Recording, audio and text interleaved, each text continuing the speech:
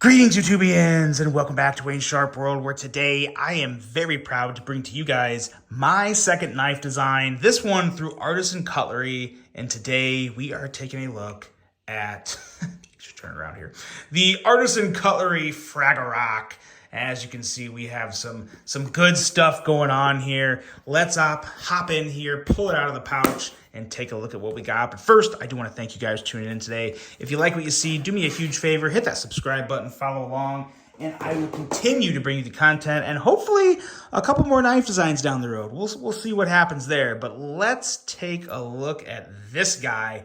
And man, oh man, I am so happy with how these turned out. That has a lot to do with it. There was a lot of work that went into the detent of this knife. I was probably not the easiest person to work with on this project. I was very particular with the detent. And we'll talk more about that here in a second. But first, let's take a look at some overall specs on this big slicey banger right here. We have an overall length of 8.56 inches, a blade length of 3.72 inches, and a blade thickness at 130 thousandths. Blade material on this guy is S90V with, I think, an amazing looking drop point style blade. We have a flat grind with a handle length of 4.84 inches. Handle thickness right around 500 thousandths, coming in at 504 thousandths to be exact. We have titanium and my personal selection here, Polar Dark Matter Fat Carbon, that I love the way they pop on this all blacked out version here. I could not be happier with this. We have a user of a right hand only tip up carry, weight coming in at 5.29 ounces. Designed, as you know, by me, Wayne Walter is the full name there, is what those two W's stand for. Price coming in at $199 for these guys. So typically in line with the rest of the premium artisan cutleries that have come out. But man, oh man, this detent, I could sit here and kick this out all day. Such a nice big knife. You guys know how much I like big knives. I think you're all well aware of that, so we won't go into that. But we will go into some size comparisons here and see how it stacks up with some other knives. Let's bring out some other big knives that I love. Here's the Microtech SOCOM Elite. Pretty darn big knife. And I think it is going to be, just a little longer there. Let's bring out another one here. Where did I put it? All the way over here. The Spyderco Shaman. This, I will admit, played a little bit into the inspiration of the Fragarach. I just wanted a big, full-size knife with a full handle of a handle, I guess, but a nice choil, extra room at the back of the knife in case you ever needed to kind of reach back to extend the length of the handle. Just a really cool piece. Obviously completely different, but I'd be lying if I said I didn't pull a little inspiration from the Spyderco Shaman. It's such a good knife. And as you can see, it's very close to the Shaman in terms of overall length. A little longer. Definitely, I think, a little more edgy. Definitely a little more sharper lines on there. Not just sharp as an angular, I should say. I'm not saying this looks better than the Shaman. You guys tell me. I mean, maybe you do think it looks better than the Shaman. I don't know. I'm clearly not going to be, I'm going to be a little biased, and I obviously love this design. So, not even going to go there, but yeah, there it is with the Shaman. Let's bring out some other ones here. What else do I have? Here is the Pyrite Light XL, I should say. Pretty close there. What are some other big knives I got here? Here is, where did I just had it? Here's the CJRB Prado. And we'll wrap this up with size comparisons there. Very close to the Prado as well. So there you go. There's your size comparisons. And yeah, we'll see how this one does. I'm really excited about this one. When I designed the Thornton, which I still truly love to this day as well. Do I have a Thornton sitting around here? I thought I did. I think I brought my Thornton upstairs, so I don't have it with me. But I wanted something even bigger, and hence I started just sketching out the Fragarach. Wanted some nice thumb support up here. I wanted a ramp that married into the handle well to where you get your choil, but you could also, if you wanted to, you could fully choke back and hold it like this, and you can definitely do that very well here. This little area here was kind of tricky to do a little bit of tweaking to where I didn't want to make it too thin or too wide. All in all, I think it turned out really well. And I think what I was mostly wanting to accomplish with this was come out with a big knife that fit well in almost everybody's hands. A knife this big is kind of hard to fit great in everyone's hands.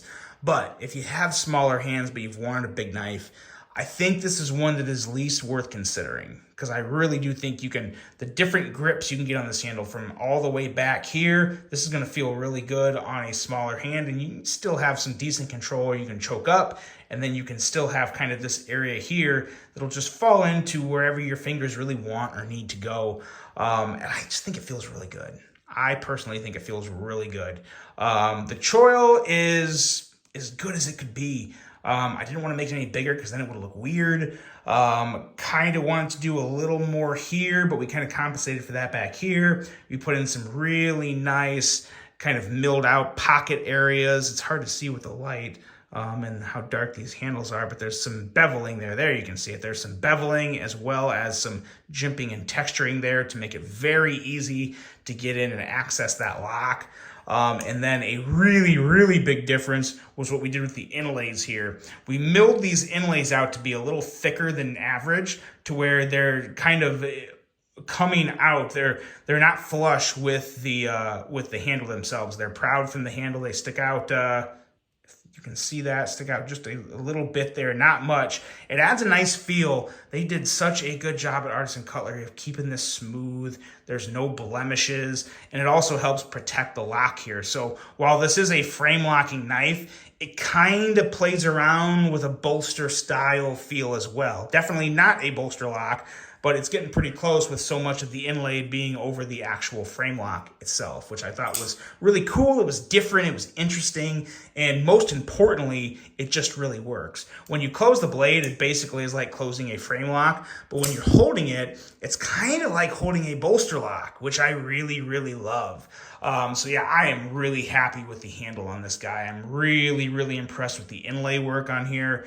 I really like the shape. We did some tweaking up here to kind of mirror the triangular aspect on here. We originally had kind of just this straight line that looked a little ugly in my opinion. Took care of that, smoothed it out down here. It's just, it's as good as it can be. I really think it's as good as it can be. It took a lot of work on this one. It was a pleasure working with Artisan Cutlery. They do a phenomenal job on all their knives. I was so happy to be able to have one made through them. And yeah, the whole process turned out really, really well. We had some hiccups, we had some bumps in the road. But at the end of the day, I think we came out with a really nice piece here that I think is going to be liked pretty well by the community. Please, guys, give me your full thoughts in the comments. I'm not easily offended. You can say whatever you want in the comments. I don't care. But I'm really interested to hear everyone's thoughts on this. I hope you all love it. I hope you pick one up. If you do, thank you in advance. And again, just let me know what you think. But man, oh man, the detent on this guy, I threw a fit basically. The first time I felt the detent, they actually brought this to Blade Show, and a lot of people that handed it liked the detent. I wanted a little more. There was no complaints about it, but I wanted it. In terms of if I was to grade the original detent on a scale of 10, I probably would have given it like a 7 out of 10, which to me is decent, but not good enough. I wanted to be somewhere in the 8 or 9. And again, we're going off kind of my 10-point system here, so it's completely opinionated. But what we have here, I think, is a solid 8.5, and I'm happy with that. I'm very happy with that. It's just enough to give it that extra little force to where when you kick it out, you get a nice, quick thwack. And man, oh man, is that satisfying. So I could not be happier with the detent, with the action, with the overall ergos, and of course, this beautiful polar dark matter. I think it's kind of a banger, guys. Of course, I'm biased, so let me know what you think in the comments on this. Let me know if you plan on picking one up. Just, yeah, tell me everything you want me to know about it. I would love to hear your thoughts. As always, thank you guys for supporting my channel. It's because of the community that I get to do some of the cool things I get to do. So yeah, I put a lot of time and work into this, but again, without your support, without your appreciation of what I do, I wouldn't be able to do it. So I really do appreciate you all. I hope you enjoyed this video. I hope you eventually pick up one of these knives, and I hope you enjoy the knife. Hope you guys enjoyed this review, and I'm done hoping you enjoy things. Hope you guys do have a great rest of your day, though, and until the next one, I'm out.